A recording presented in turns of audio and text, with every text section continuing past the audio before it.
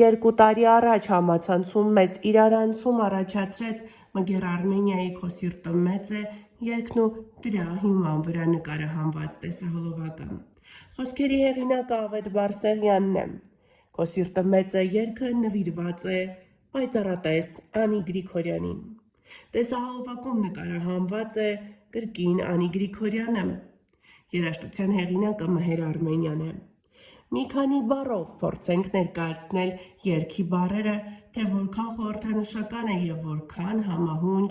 տարիներ շարունակ լավագույն պայծառատես դարձած Անի Գրիգորյանին։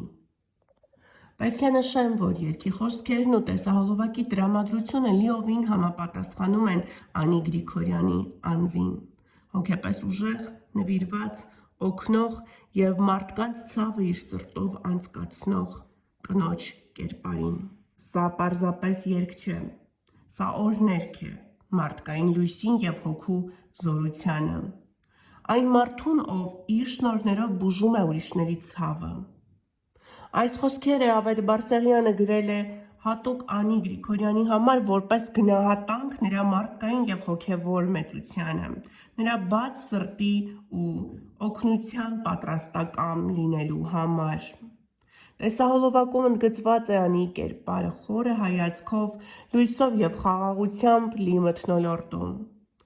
Անին խորհրդանշում է կնոջ հոգևոր ուժը և լուսավոր էներգիան։ Անին մարդկանց ցավը զգում է ու մեղմում դա։ Այդ համադրություններով երգը դառնում է ոչ միայն երաժշտական ստեղծագործություն, այլ հոգևոր նվեր մի պայծառ մարդու՝ Անի Գրիգորյան կերպարին։ Անի Գրիգորյանն այն տեսակն է, ով ներում է բոլոր նրանց, ովքեր ցավ են տվել իրեն։ Քանի որ Անիի մեջ ապրում է շատ մեծ խաղաղություն,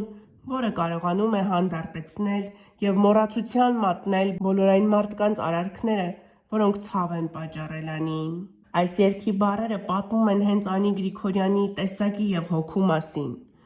ով չնայած ցավերին ու հիասթափություններին շարունակում է սիրել, օգնել և հավատալ։